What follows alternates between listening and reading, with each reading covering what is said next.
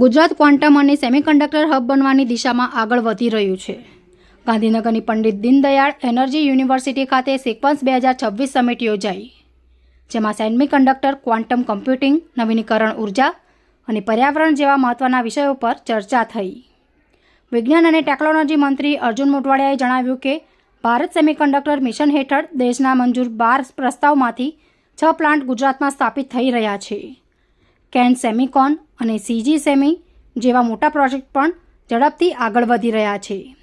Summit દરમિયાન quantum computing માટે centre of એક્સલન્સનું launching કરવામાં આવ્યું.